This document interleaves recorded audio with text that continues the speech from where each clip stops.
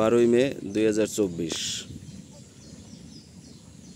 আজ সকালবেলা রোদই ছিল, কিন্তু এখন একটু আগে প্রচুর বৃষ্টিতে আমরা হাঁস মাছ ঠিক থাকলেও আমাদের ছাগল ছিল বাইরে।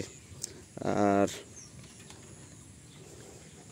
চুরি খারাপ জিনিস, চুরি করা অন্যায়, কিন্তু চুরি করিয়া খাইলে যে আরো মহা বিপদ হয়, এটা জ্বলন্ত প্রমাণ হয়েছে আমাদের এই কাল্লু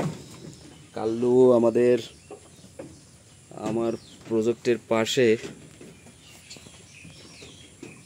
সয়াবিনের ক্ষেত আছে।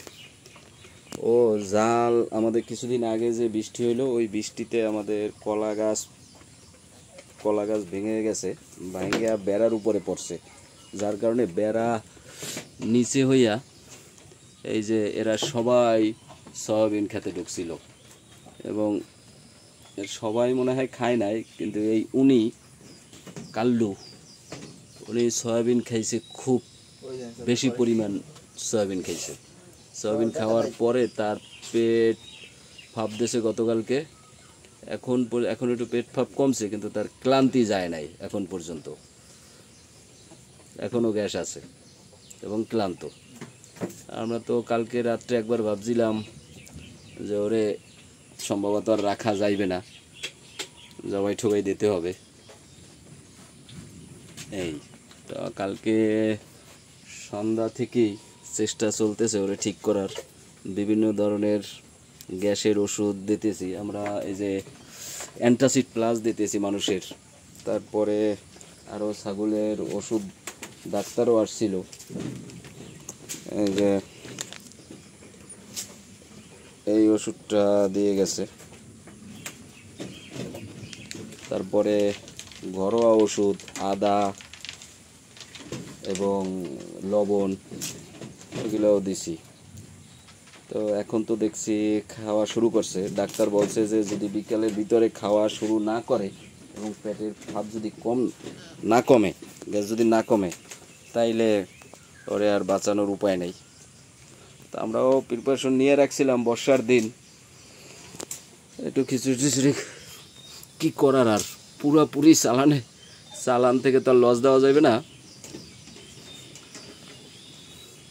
মোটামুটি যদি তারপরও 5-6 কেজি মাংস আছে সম্ভবত, খাওয়া যদি ওই রকম সুস্থ না হয় তাহলে জবাই দিতে হবে।